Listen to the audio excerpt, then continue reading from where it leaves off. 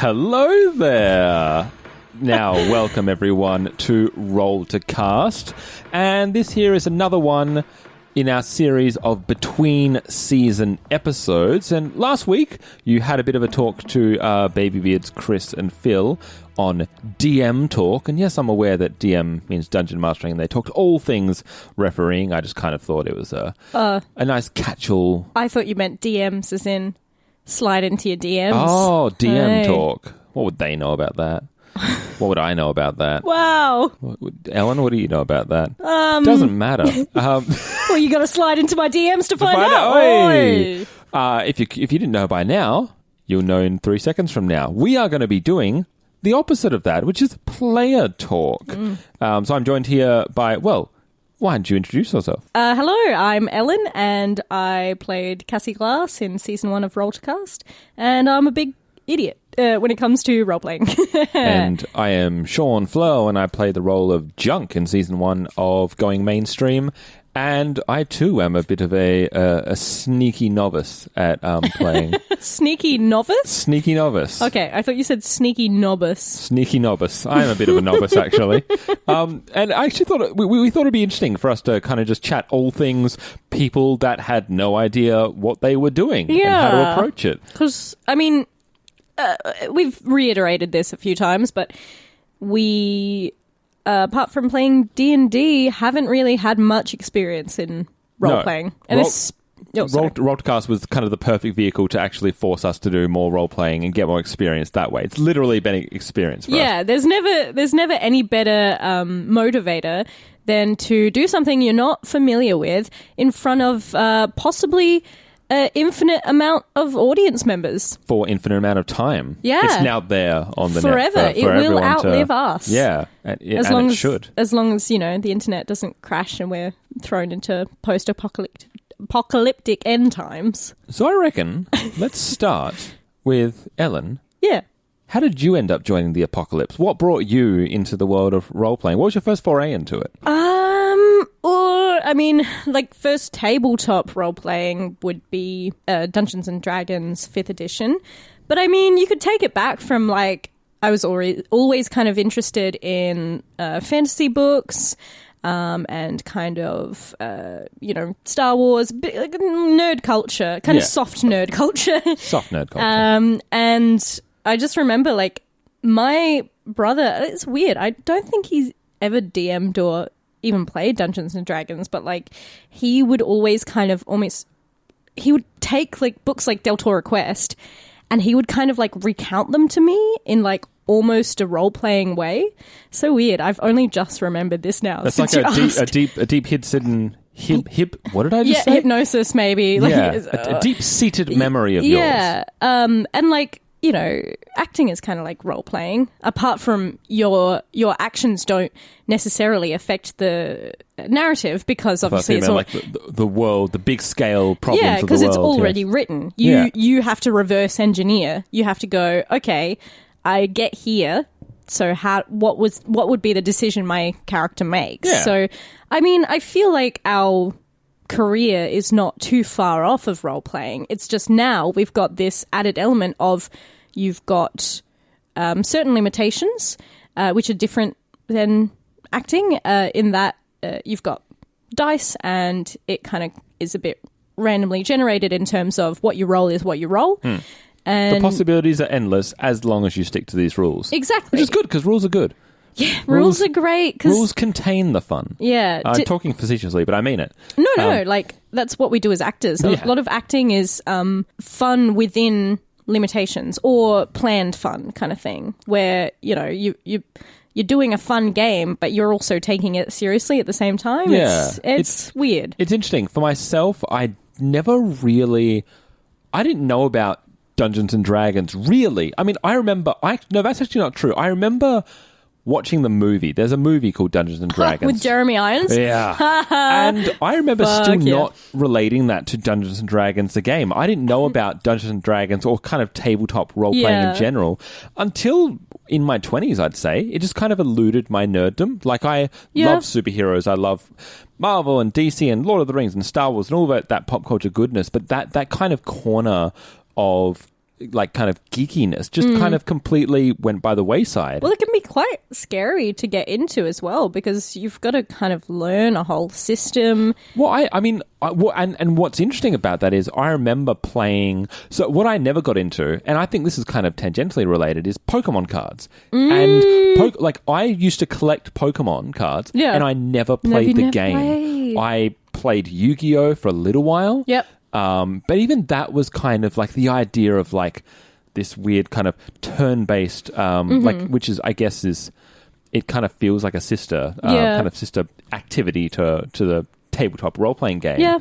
I didn't really kind of get into it as a serious player. Same with like, board games and things like that. I was never really an avid user of them until my 20s. My first actual role-playing experience properly was Dungeons and Dragons, and it was with Chris, of all people, while we were in acting school together. Chris ran a table for a couple of us, and that was my very first time. The next time I played again was with a completely different group. Right. And then the third time I did it was when Chris first lived in this house with Phil and then 3 others who had never played.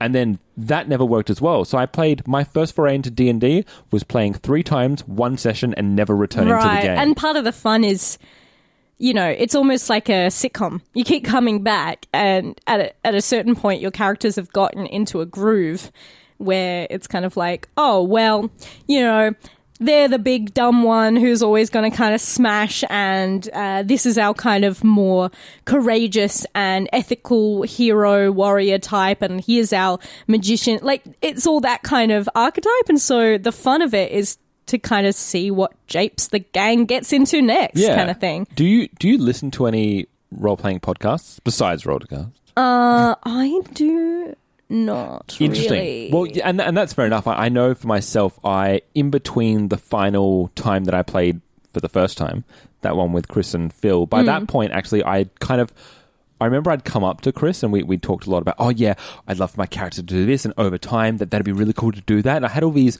things in my head because I'd listened to people playing Dungeons and Dragons, and it sounded so cool. And these like long-standing arcs and character development, and you can basically do anything, and and that was kind of the idea of role-playing for years, like playing this continuous game around in a table with the same group of friends. Yeah, that was like the ultimate sign of cool in my brain. It just sounded really wicked. Well, it's like a little community. Yeah. And it's how the game works. You get a bunch of friends and you play it together. Like, what's freaking cooler than that? Like, but I can never get into them. I think for the same reason that I can't watch sports.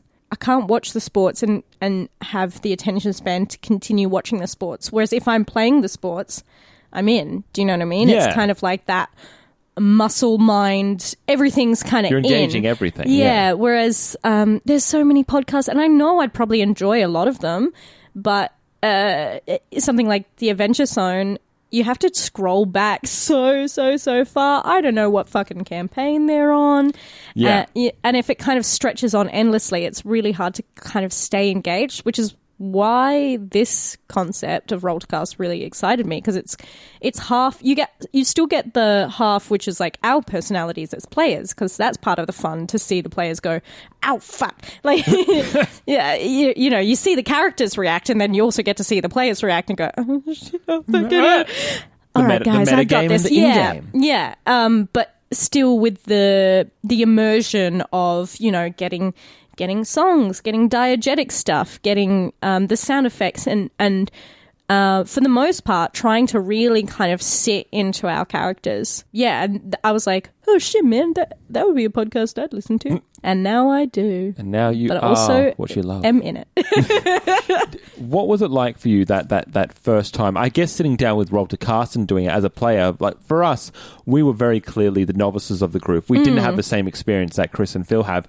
probably even as players as well, obviously, because they've done both sides of the coin, whereas we've never DM'd either. So kind of our sole experience of that, was it, I mean, you've talked about this before, but was it not quite harrowing and like kind of wondering how you're going to be able to kind of function as a player, especially over, because we've said this before as well, we did 12 hours over 3 days. Yeah, it was long and intense. Like, it's not quite kind of any kind of acting that we've ever had to do before, you know. No, I wish. We get paid for that. Well, yeah, I mean, but we've also done like long, strenuous things as actors, but it's quite hard to kind of be constantly improvising, switching in between character, but then also trying to think of the overall kind of arc, you know. It's almost like you're being both the director and the actor at the same time.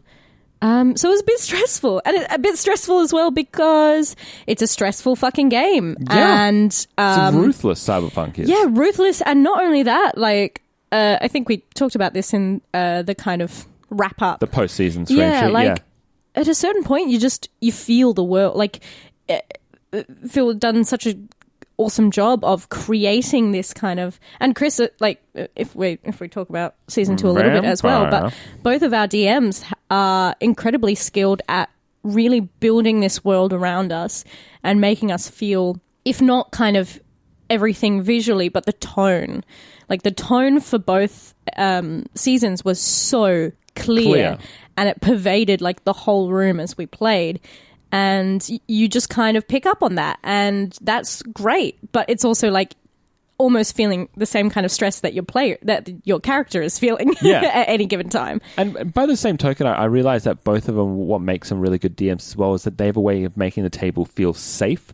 It's like, first and foremost, like, as you don't want to feel judged, so you don't want to feel like you're playing it wrong. Yeah. And they never made us feel like we were playing it wrong. And and I think that's a good thing for a player to feel, is like that they have in-game and kind of in real time, they're being guided properly and protected in that way. Yeah, because there would be certain elements where they might say to us, oh, we don't think you'd know about that kind of as much, or you might be, you're really skilled in this actually, because if you think about this, that kind of follows onto that, and just certain kind of elements where it's like, we've got a certain amount of knowledge about the world, but it's kind of the same thing as an actor. Like, an actor's job is to think with kind the of circumstances they're given, sort of? And kind of like go out for things, whereas a director's thinking deep. You know, what are the roots? What are the ramifications of this?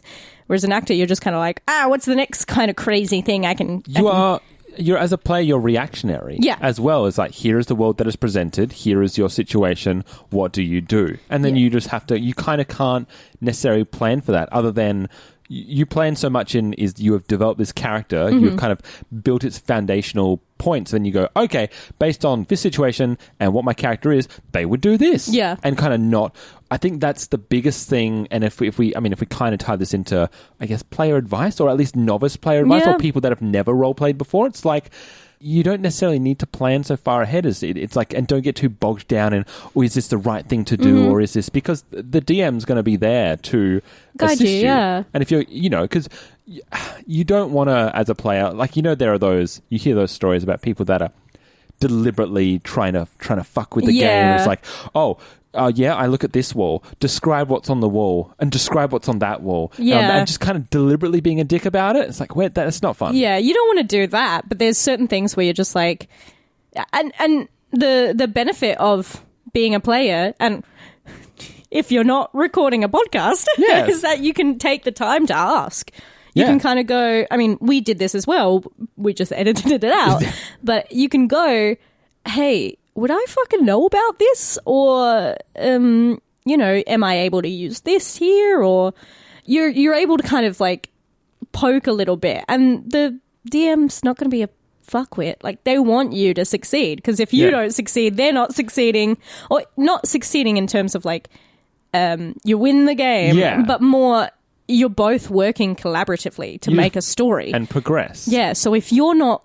It's kind of the same thing as most things. You're better off to go bold than to just kind of play it safe. Because otherwise, like, your DM's going to be like, oh, man, this is just kind of like going exactly as I planned, but without any kind of frills or the complete joy and the surprises that players can bring to the game. And then the DM can kind of be reactive and go, oh, that was fun. Let's see, how would you kind of react in that situation? Or, I didn't expect you to go behind that door. So this happens, and like, that's part of the real fun. I think. I know in Vampire, and we can't really talk. I give you anything that's not vague, but this is all going to be vague, sorry. But like, there was a character that did something that Chris didn't expect, but he never let on that was unexpected, rolled with it, and it ended up just being a seamless thing. But we had a conversation about it afterwards, and it was just kind of, he was like, I was not necessarily prepared for that. Yep. That's not based on what I'd set up. And, you know, sometimes, like, because sometimes the DM can be very clear, and they'll use in-game stuff to make it pretty clear that something's like, he's like, oh, I want to go down that alley. Okay, you can. There are 50 people with AKs pointing their gun down the narrow hallway that you'll be coming past, whereas this hallway, there's a mouse. Yeah. It's like, oh, okay, I think the DM wants me to go down there. Yeah. All right. Yeah. Like, sometimes they're very clear about that, which is great, but, you know, sometimes they just can't foresee. It was like when I had a chance to look at Phil's prep book, his folder that had everything in it, and I was looking at it going, wow, we really deviated in certain points, did we? We just did things that you didn't account for. Yeah. Because you can't. How can you? No, because you've got infinite possibilities. And not only that, each character is going to be imbued with whatever the player is bringing to it. And I think that makes it, in Cyberpunk, when we go to the mall, Phil was not expecting that. Nope, there's nothing in that book about going to a mall. Did not think it was that important to the story, but it adds... personally, I think, an element of realism. Yeah. You know, because we, the characters, are thinking, oh, fuck, now what are we going to do about this suit? Like, and so that brings an element, if you're listening, of kind of realizing, like, oh, yeah, as much as these punks are kind of going around trying to fight back or play in punk bands or, you know, kill people, fix things. And they also have kind of day-to-day chores, and they are people. Yeah, they exist in a world, and kind of remembering to bring that back. Sometimes bringing realistic elements into an otherwise not realistic game can be really fun and also kind of ground the characters a little bit. Well, it's kind of interesting, isn't it? Because in our heads, we went, well, for example, firstly, for us, it was, really in Phil's head, logical. he was like, okay, yep, they'll get the news they need to go to Amelie, then they'll go to Amelie.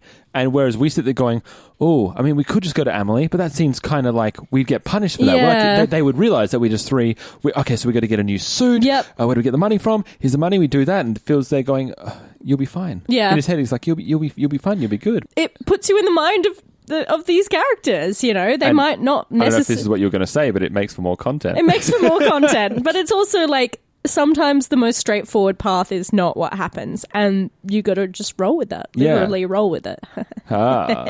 Speaking of roll to cast and us, what is probably the number one thing that brings you towards role playing? What makes you gravitate towards role playing in general and wanting to play it and do it? I guess same thing that brings me to acting is just like, I want to play different characters. I want to exist in these facets of myself that either aren't explored or kind of, you know, like the first character I ever did in D&D, I wanted to do something that was completely different to me. So, but also kind of the same. Yeah.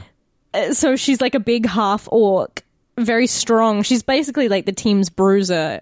And she's very dumb and very quick to very action first. Was she a bit of a fuck hawk as well? Yeah, and she's like a big hoe. Yeah. And I love her for that endlessly. And so that was something because, you know, if I was, the element of role playing is one of those things where it's like, I can play those characters. Whereas if I was acting in a TV show, they're not going to cast me to play the big dumb half orc. You know, and it's like, that's really sad because I really relish playing that character. The same as like, you know, with Cass, I got to be really, really fucking cool and like, you know, a punk and rebellious and like, but also like weirdly not cynical. It's just like, I like playing these characters that are really kind of rich and in playing them, you get to kind of react to situations really in character and find out more about that person than sometimes if you were playing just to a script. Yeah, and I think you touched on something that's quite important for people if they are considering diving into RPGs and tabletops is it is fine to start off in cliches. Work those really standard characters. But, I'm just going to be, an Aragorn or a Gimli or, I'm either stubborn dwarf or I'm, pristine, proper elf or just work something that's pretty close to your personality. So it's easy to kind of slip into the role play of it. Yeah. You can either go either way, you can go, I'm going to go completely not me so that it's more of a character, or you can go, I'm just going to react how I would, and that's going to take a lot of stress off having to kind of think like, how would my character react? Yeah. Yeah. And there are, like, that's the one thing I have noticed about once we've started engaging in the role-playing community as well, is that it's so fucking inclusive and encouraging.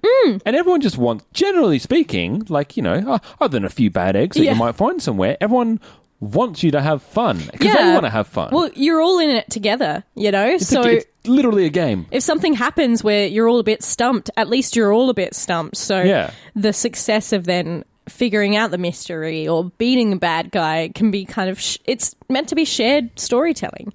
That's not to say that you might in the game all be on the same side, but you are all as players on the same side. Yeah. It can really be a good thing to like play to your strengths, Like, with Sparkles, I'm like, I'm not really that great at thinking. Sparkles being the fuck orc's name? Yeah, my fuck orc. It's like, I'm not great at thinking complicated action. That kind of like 3 steps ahead action kind of plan that other people might be really good at. I'm like, I'm not good at that. I'm not good a tactician. I'm not good at subterfuge or that kind of thing. So that's why I'm like, I'll pick a character who's like, I'm big and strong. I'm a punch this guy. Yeah. And like, either put an enemy in front of me or I will put the enemy in front of me and then I bop it. Yeah, exactly. And like, then I'm like, well, what are my other strengths? It's kind of like, well, comedy a little bit. Like, in that kind of group, I exist as the kind of comedic, like, I come in and I punch something or I fuck something. And that's her. And maybe make a glib kind of comment kind of thing. I like that your character sounds a bit like John Mulaney. I come in and I punch it or I fuck it. Yeah, my next DM session, I'm playing as John Mulaney. Oh. Still in D&D though. He has no powers. By the way, just for listeners, we will announce next week at some point in the next 5 or so minutes. But next week, look out for a bit of an anecdote about someone interesting that played D&D. Yes. That played Cyberpunk, actually. Yeah, someone, may I say, in the comedy world. Oh, you may. You may. You're not going to edit it out. No. I just wanted to lay that seed there for you. No, that was really cool to find out. My other question, probably one of my last questions, I guess, is we've announced this already. We haven't announced what, but for season 3 of Roll to Cast, I'll be fucking jumping in the deep end is what I'll be doing. Yeah, how are you feeling about that? Oh, I'm one stressed boy. It presents a whole list of other challenges, which is, am I going to make a good game? Yeah. Am I going to do this right? Am I going to remember the rules? Yeah. I'm going to remember the game. And all that, exactly like that. Oh, our story begins.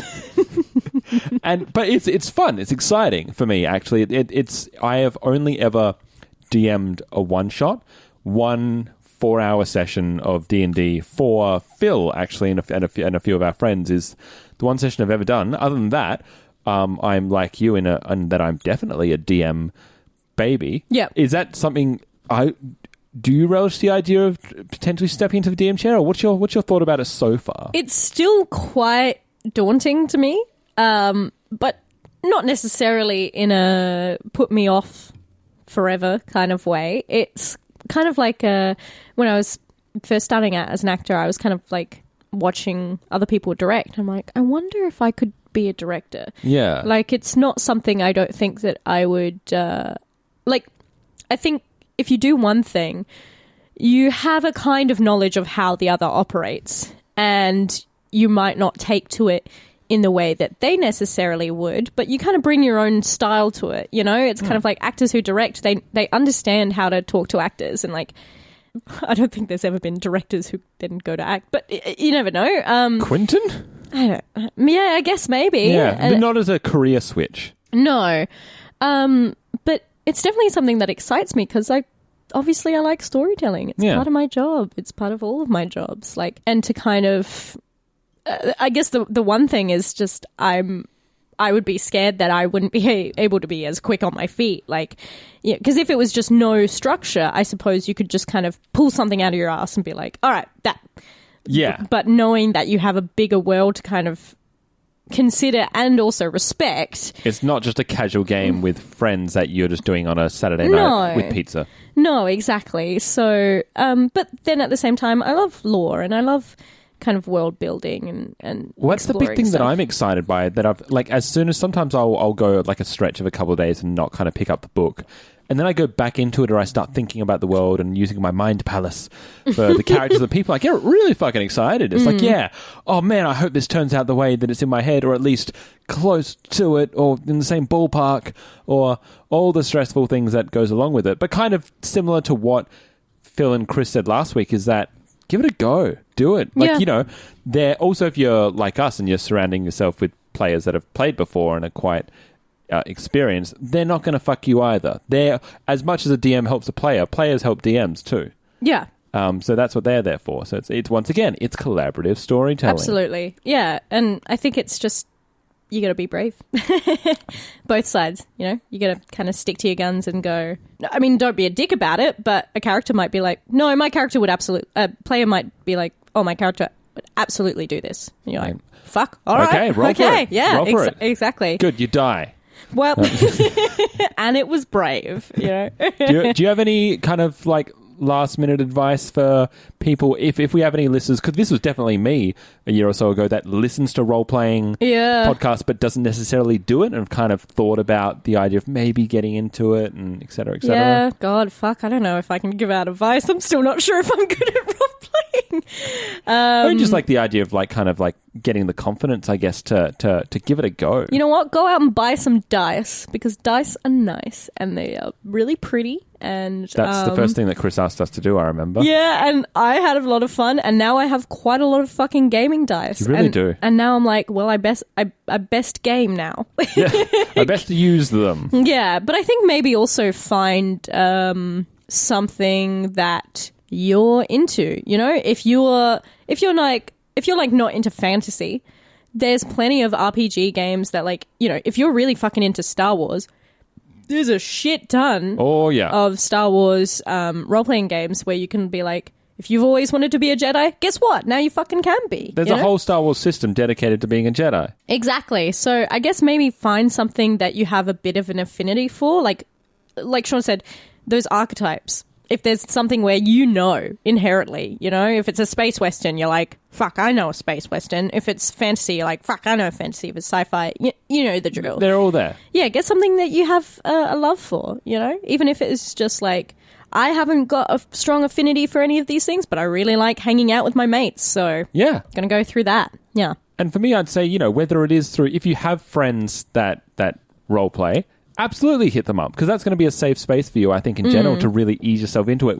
And it's low stakes. There's generally not stakes at all, but you know what I mean? Like, it's just about have fun with friends. And if you find it's not for you, great, that's fine as well. Or there are, in most cities in the world, there's going to be gaming stores. Absolutely. In Adelaide, there's one right here. So for any Adelaide listeners, you know, we've got quite a few in the CBD. In America, there'd be plenty. Yeah. Where people run games all the time. I know D&D has an adventurers league.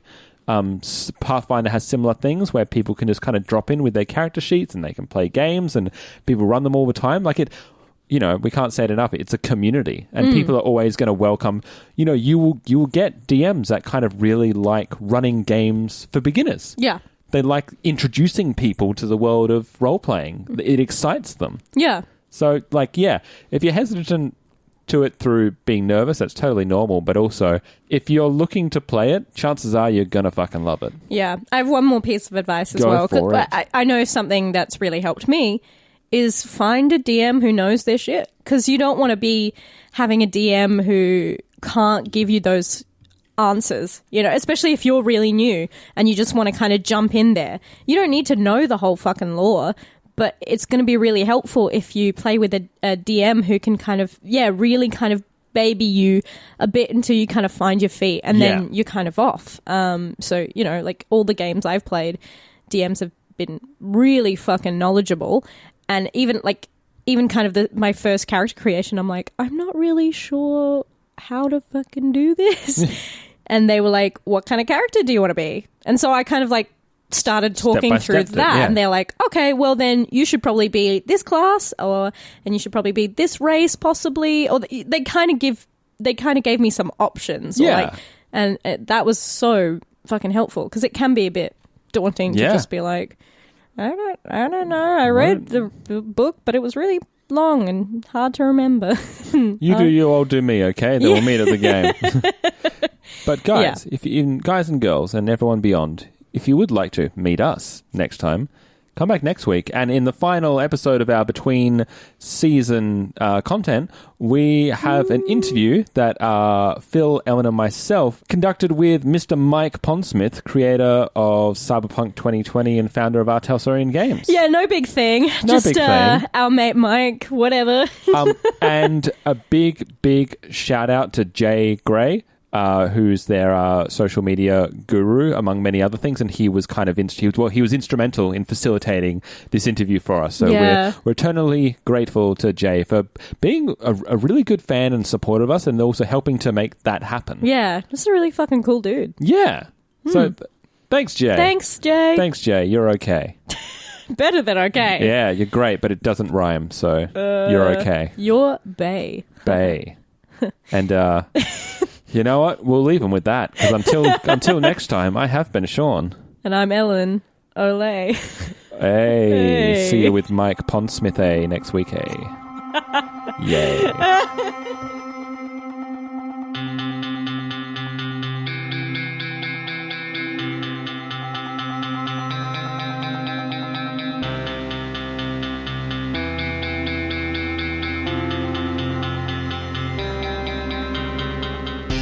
Going Mainstream is a Baby Beard Media production. Find us on Facebook, Twitter, and Instagram, and all our podcasts are on Spreaker, YouTube, and all good podcatchers. Cyberpunk 2020 and all associated properties are trademarked for our Talsorian games. Used with permission.